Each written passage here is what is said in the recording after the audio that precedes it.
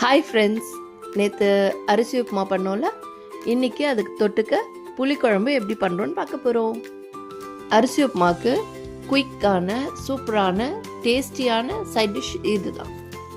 So இந்த புளிக்குழம்புக்கு தேவையான items என்னென்னு பார்த்துக்கலாம். ஃபர்ஸ்ட், மீடியம் சைஸ் எலுமிச்சம்பழ அளவுக்கு புளியை ஊற வச்சுக்கோங்க. 2 பச்சை மிளகா, கொஞ்சம் வெல்லம், 2 காஞ்ச மிளகா, கொஞ்சம் கருவேப்பிலை, கொஞ்சம் இஞ்சி. இதோடு சேர்த்து எண்ணெய், கடுகு, கடலைப்பருப்பு, உளுத்தம்பருப்பு, சீரகம் கொஞ்சம், வெந்தயம், பெருங்காயம், மஞ்சப்பொடி.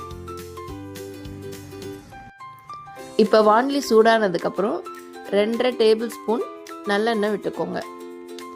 எண்ணெய் நல்லா சூடானதுக்கப்புறம் கொஞ்சம் கடுகு, கடலைப்பருப்பு, உளுந்து போட்டுக்கோங்க. வாசனைக்காக கொஞ்சம் வெந்தயமும், அடுத்து கொஞ்சம் வெந்தயம் போட்டுக்கோங்க, சீரகம் கொஞ்சமாக போட்டுக்கோங்க. அடுத்து கொஞ்சம் பெருங்காயமும் மஞ்சள் பொடியும் போட்டுக்கணும்.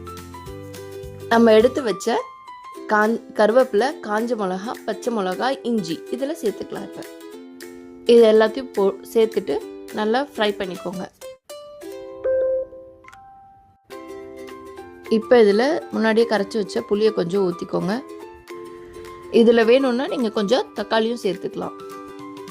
போன வீடியோவில் சொன்ன மாதிரி கொதிக்க வைக்கிறோன்றதுனால இதில் கல் உப்பு சேர்த்துக்கலாம்.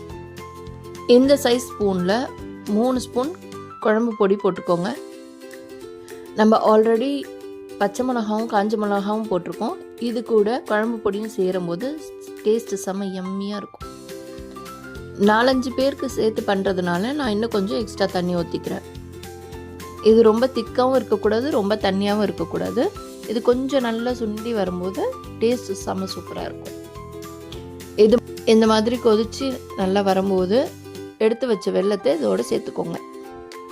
இதோட வெல்லம் சேர்த்துட்டோன்னா காரம், கசப்பு, புளிப்பு, இனிப்புன்னு எல்லா டேஸ்ட்டும் இதோடு சேர்ந்து நல்லா டேஸ்டியாக இருக்கும்.